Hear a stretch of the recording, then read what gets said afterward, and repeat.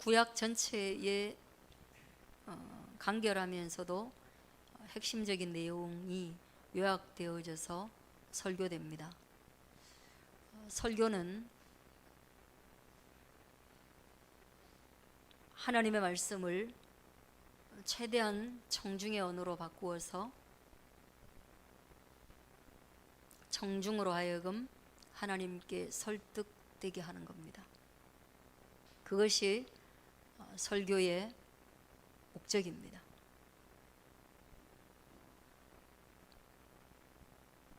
그런 측면에서 본다면 오늘 이 스데반의 설교는 굉장히 역사에 근거한, 그리고 언약에 근거한, 그래서 이스라엘 백성들이 제대로 들으면 실제로 설득될 수밖에 없는 사실에 근거하고 있다. 그러나 마음을 완고하게 하여서 그 어떤 팩트도 필요 없고 현재 자기 자신의 관점에서 말씀을 해석하려 한다면 이 말씀은 다르게 들릴 수 있습니다. 오늘 우리도 동일합니다. 내 관점에서 설교를 들으면 그게 어떻게 그렇게 될 수 있지? 그게 말이 돼? 과학적으로 그게 옳은 거야? 그렇게 질문하면서 아무리 생각해도 고개를 갸우뚱거리고 나는 믿는다는 것이 이게 되겠나? 그렇게밖에 안 되는 거죠. 그래서 전 늘 설교를 듣는 여러분들이 적어도 마음을 비워놓고 이 말씀 듣고 진짜 그럴 가능성이 있나? 라고 좀 마음을 열어놓고 들어야만 여러분의 믿음에 도움이 될 수 있습니다.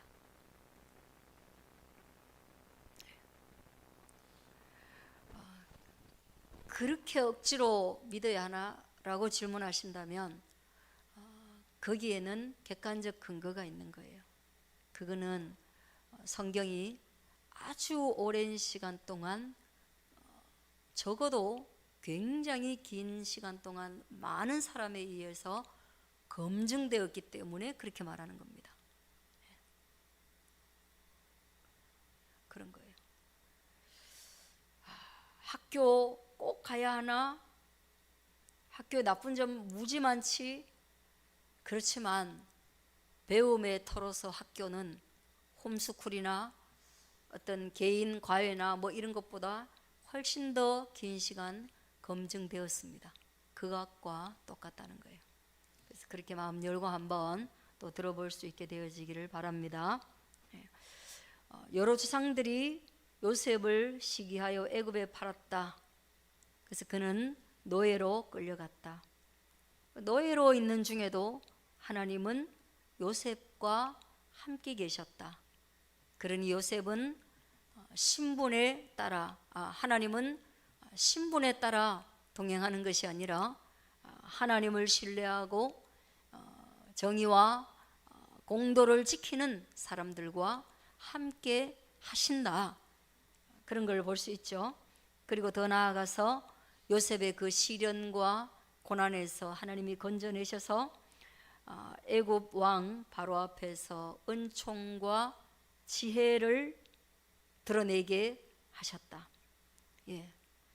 꿈을 해석하는 사람이 되어서 그 꿈풀이를 들어보니까 바로가 수많은 사람들을 동원해서 자기가 꾼 기묘한 꿈에 대해서 해석을 맡겼지만 설득력 있는 해석이 없어가지고 요셉을 만나게 됩니다. 요셉의 꿈 해석을 들어보니까 그럴듯하고 좀 논리적인 거죠. 그리고 요셉은 꿈만 해석하는 것이 아니라 해결책도 같이 제시했습니다. 그런데 저는 이런 본문을 보면서 그 하나님의 그 기가 막힌 방법을 보게 됩니다. 요셉이 아이러니하게도 꿈 때문에 망친 사람이거든요. 자기가 꾼 꿈, 해와 달과 별이 자기에게 절을 하는, 그래서 자기가 가장 높은 자리에 갈 거라는 꿈을 막 말하고 다녀서 그 꿈은 누가 들어도 해석이 가능해서 그의 형제들이나 아버지가 듣고도 와, 이거는 반역에 해당하는, 거의 11번째 아들의 쿠데타에 해당하는 꿈이다, 이런 것들이 다 시기가 되게 했지요. 11곡 식단이 절을 한다, 이것도 또 마찬가지잖아요. 이 꿈 이야기를 참지 않고 많은 사람들에게 하는 것을 통해서 그는 애굽의 노예로 팔려가잖아요. 여러분 알다시피 이 11형제는 태어난 상황 자체가 그 가장 많은 감정 중에 어느 게 가장 많이 발달하겠는가 한번 생각해 보세요. 엄마가 4명인데, 그죠? 거기서 엄마들이 사이가 하나도 안 좋은데 아들들이 태어나면 그 아들들이 감정 중에 어떤 감정이 가장 빨리 발달하겠어요? 보통 보면 둘째 아들, 막내 이런 애들은 다 민첩하다 그러거든요. 그리고 애교가 많다 하거든요. 그럼 왜 그래요? 부모가 그 자녀의 감정 발달에 영향을 미치기 때문에 그래요. 부모가 맏이나 맏아들이나 장녀보다 막내를 바라볼 때 이게 나이도 좀 더 들고 경험도 더 쌓이면서 첫째한테 안 했던 행동을 막내한테 하는 거예요. 그래서 막내들이 애교라는 게 타고난 게 아니라 이게 발달하는 거예요. 아, 이렇게 하니까 엄마가 깔깔 넘어가면서 좋아하는구나, 나한테 돈을 주는구나, 잘못해도 엄마가 혼을 안 내는구나, 이거를 계속해서 학습하면서 그렇게 되죠. 근데 이 10명의 형제들에게는 경쟁적이고, 그 다음 그 경쟁에서 이기고 지는 것이 발달하고요, 그 다음에 엄마들이 질투에 불탔잖아요. 그러니까 이들도 질투심, 시기심 이런 게 발달하는 거예요. 그게 뭐 당연한 거잖아요, 그죠? 당연한 거예요. 근데 그런 질투 많고 시기 많은 세상에서 그들의 시기심과 질투심을 건드리는 게 뭐예요?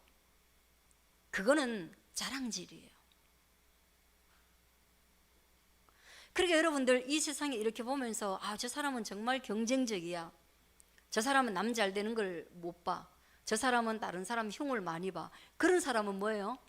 이런 아들들의 성향을 가지고 있기 때문에 그 사람하고 대립각을 안 세우려면 그 사람 앞에서는 자랑하면 안 돼요. 부모님에게는 자랑해도 괜찮아요. 그러면 부모님이 아이고 저놈 또 저래 자랑하다가 까불다가 넘어질라 걱정해 주시지.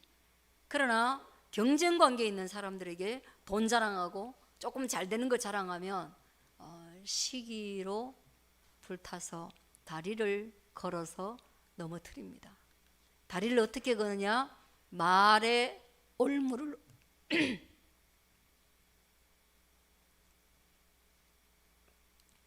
말에 올무를 놔요. 걔 잘 나간대, 어떻게 잘 나갈까 하고 나쁜 말을 합니다.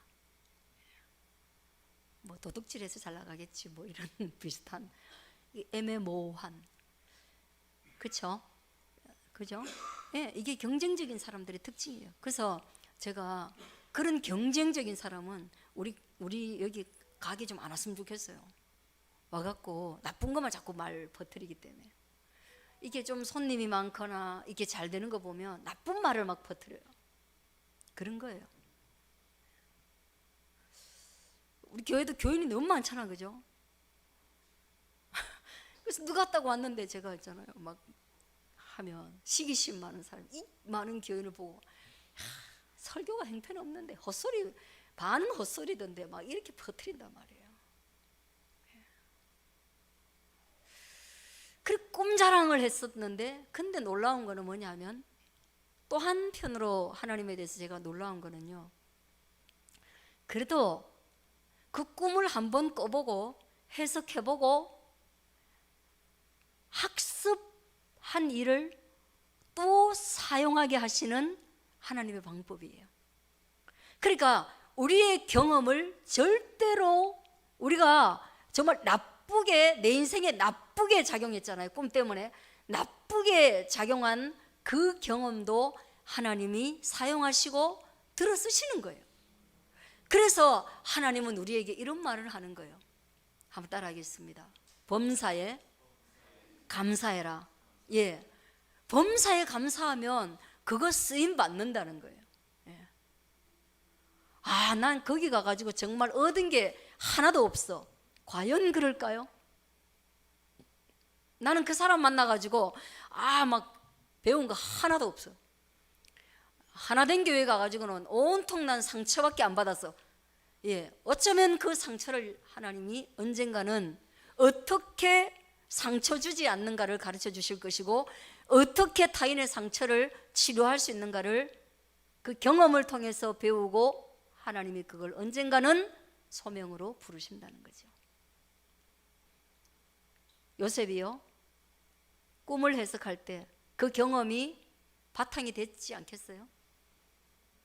분명히 바탕이 됐습니다. 하나님의 꿈이라는 건 어떻게 꾸어지고 어떻게 해석되는지 영감으로도 알 수 있지만 해석자로서의 능력도 가졌을 것이다. 그런 말을 제가 하는 거예요. 그래서 바로는 그를 애굽과 자기 온 집의 통치자로 세웠습니다.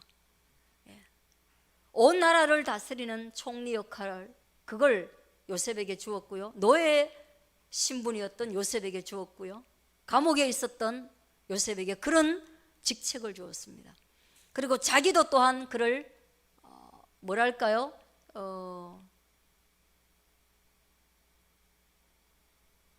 멘토 삼았다 할까요? 그래서 여기 자기 온 집의 통치자로 세웠느니라. 예, 바로는 이제 자기의 멘토가 요셉이 된 거예요. 멘토가. 이런 일이 있기 어렵죠. 자, 그 상황 때, 그때에 애굽과 가나안 온 땅에 흉년이 들어 진짜로 그 꿈이 이루어집니다. 7년간 풍년이 지나갔고요. 여기 기록이 안 돼 있어요. 그동안에 요셉은 곡식을 다 사들였습니다. 헐값에 사들였습니다. 당연히 곡식이 풍년이니까 헐값에 시장에 나왔을 겁니다. 그리고 계속 그걸 사모으기 위해서 창고를 지었습니다. 곡식을 쌓을 곡간을 지었습니다.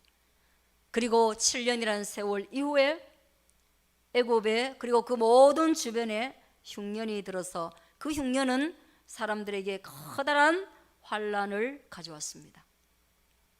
그리고 조상들이, 우리 조상들이, 그는 뭐예요? 야곱과 그 아래에 있던 아들들과 그 손자들, 그 밑에 보니까 75명, 그들도 흉년이 들어가죠. 여러분, 75명이 흉년이 들면 어떻게 되겠습니까?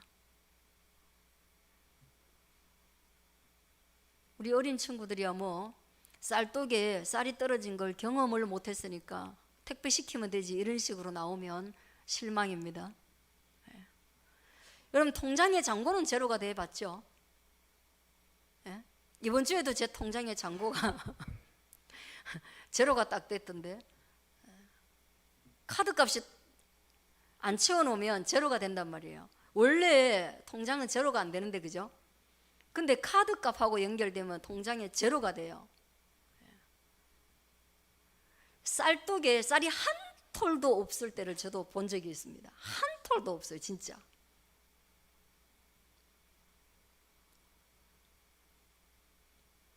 바가지로 퍼내고 난 뒤에 마지막에 쌀아기도, 부서진 쌀알도 손으로 끌어가지고 떠내가지고 한 톨도 없는, 그게 흉년이에요. 모두가 앉아서 밥을 기다리지만 쌀은 한 톨도 없는, 그런 상태가 되었는데 야곱이 소문을 듣습니다. 애굽에는 곡식이 있다는 말을 듣게 됩니다.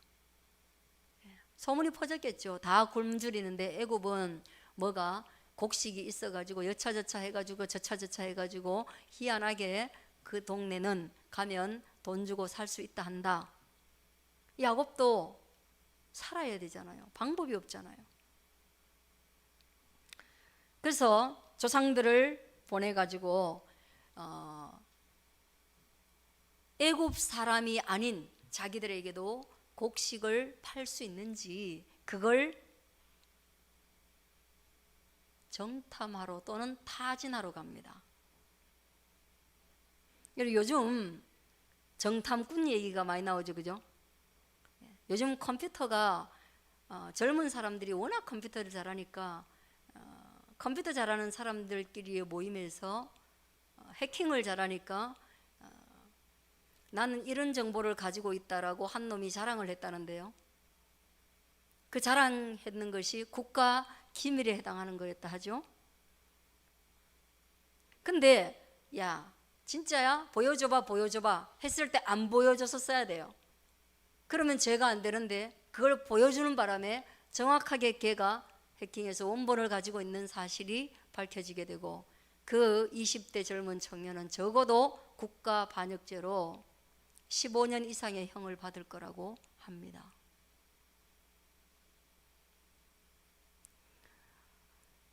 그리고 우리나라도 지금 미국이 한국을 그 안에 내용 중에 미국이 한국을 도청한 사실이 드러나가지고 동맹국인 우리를 도청했다고 지금 난리가 났는데 여러분 도청하고 스파이 하는 거는요 어느 나라 어느 세대나 하는 겁니다.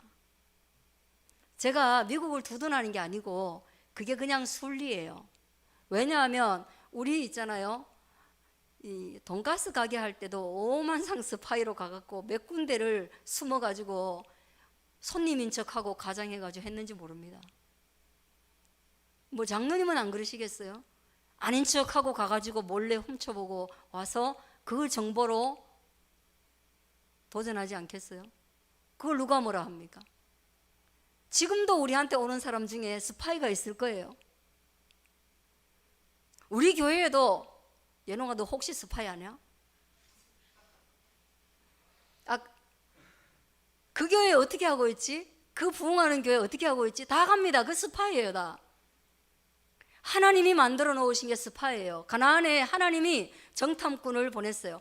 안 들켰으니까 망정이지 그들은 안 들켰어요. 들켰으면 뭐예요? 들킨 놈이 죄인 거예요.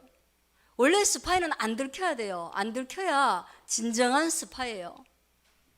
근데 들키면 죽습니다. 첩자는 다 죽어요.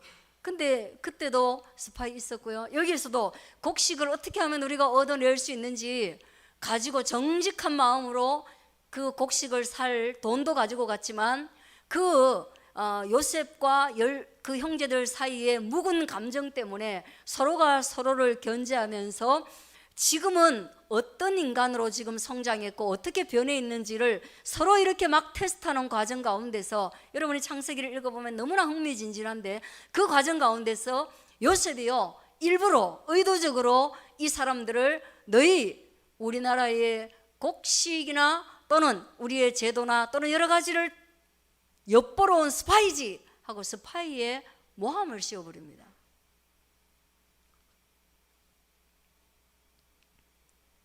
의도적으로 그렇게 했어요. 아닌 거 알면서.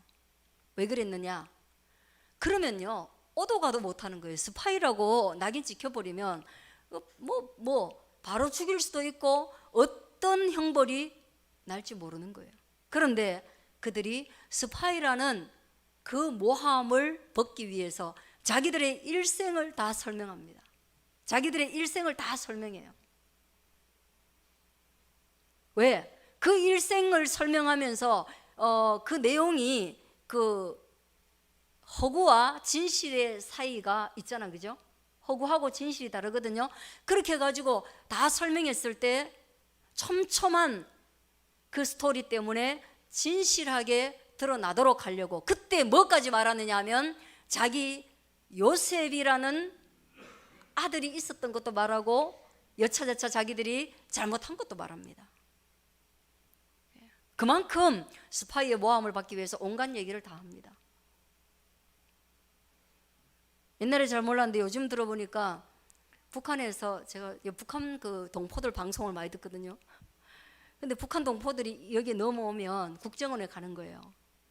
국정원에 가가지고 자기들의 그 동네 이야기를 너무너무 촘촘하게 하는 거예요. 자기가 태어난 고향에서부터 자기들의 모든 이동 경로, 그 다음 직업 이런 걸 다 얘기하는데요. 그거 위치하고 그 동네 생김새하고 그 동네에서 누구를 만났고 그 동네에 누가 있고 이름까지 다 말하는 거예요. 그 디테일이 계속 모이는 거예요. 근데 우리나라에 그 북한 사람이 도대체 얼마나 많이 왔어요. 그래서 이 국정원에는 그 데이터들이 하나하나 드러나가지고 모든 그 지도마다에 사는 사람들 이름이 있고 그 동네의 유지들 이름도 다 있고 그 다음에 어떻게 생겼고 이런 게 다 있는 거예요. 그래서 간첩으로 넘어와가지고 이렇게 온 거짓말 행세를 하는 스파이들은 이 과정에서 발각된대요. 너무 촘촘해서. 그렇게 밝혀내다 보니까 모든 스토리를 다 말해서 끝내는 뭐예요? 조상들을 보내었는데 끝내 스파이에서부터 시작해서 13절 또 재차 한 번, 두 번 스파이 아닌 것을 증거하기 위해서 막내 아들까지 등장시키고 해가지고 끝내는 요셉이 자기 형제들에게 그들이 팔았던 11번째 아들로 드러나게 되고, 애굽의 총리가 요셉이라는 것을 알게 되고, 이제 전화 받지 마세요. 이제 예배 시간에 알게 되고, 그 다음 또 형제들도 알게 되고, 그리고 요셉의 친족들이 다 바로에게도 드러나게 되었다. 처음으로 모든 진실이 드러나게 됩니다. 그리고 이 진실은 힘있게 다음 세대를 만들어갑니다. 결론은 어떻게 되느냐? 바로와 그 애굽의 배려를 인해서 요셉이 이 땅에 와서 했던 공로가 있으니, 요셉의 지대한 공로를 인해서 75명의 이민을 받아들이게 됩니다, 여러분. 그러니까 한 가정에 한 아들이 자라는 것을 인하여서, 한 가정에 한 아들이 하나님과 동행하는 것을 통하여서 남아있는 75명이 목숨을 부지하게 되고 이민이 받아들여지게 되어지고, 그리고 더 나아가서 고센이라는 살 땅을 얻게 되는 기적이 나타납니다. 할렐루야. 그래서 성경은요, 끊임없이 한 사람을 찾는다라는 메시지를 우리에게 전합니다. 한 명이 잘하면 돼. 죄인이 많아서 세상이 망하는 게 아니라 아브라함 시대에도 의인 15명이 없어서 망하는 거야. 의인이 없어서 세상은 망하는 거지 죄인이 많아서 망하는 거 아니야. 하나님 늘 그래요. 한 사람이라도 의로운 존재, 하나님의 마음에 합한 존재가 있다면 내가 그를 보고 이 세상을 엎으는 중에, 이 세상을 심판하는 중에 긍휼을 베풀겠다, 이렇게 말하는 거예요. 할렐루야.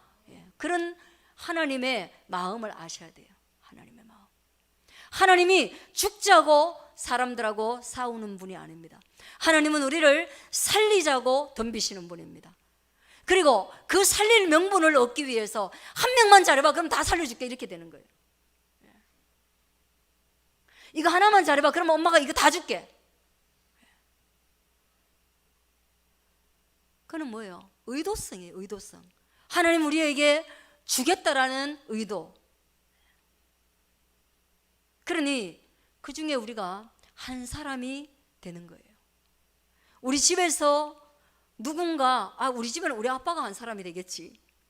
아빠가 죽기 살기로 살겠지. 우리는 날로 먹는 거지. 이게 아니라 우리 모두는 다 그 한 사람으로서 하나님 앞에 설 수 있기를 바라는 거예요. 그런 결단을 끊임없이 해야 돼요. 그래서 조금 마음이 굳어지고 단단해지고 신앙으로 신앙으로 단련이 조금은 돼야 됩니다. 신앙으로 단련된다는 것은 뭐예요? 불편한 하나님과 동행하는 것입니다. 그리고 하나님의 말씀이 늘 우리 귀에 좋을 수는 없습니다. 그러나 그 말을 꿀과 송이꿀보다도 달게 여기는 열린 마음이, 아버지를 향해서 열린 마음이 있어야 합니다. 그리 되기를 바랍니다. 그리 되기를 바랍니다.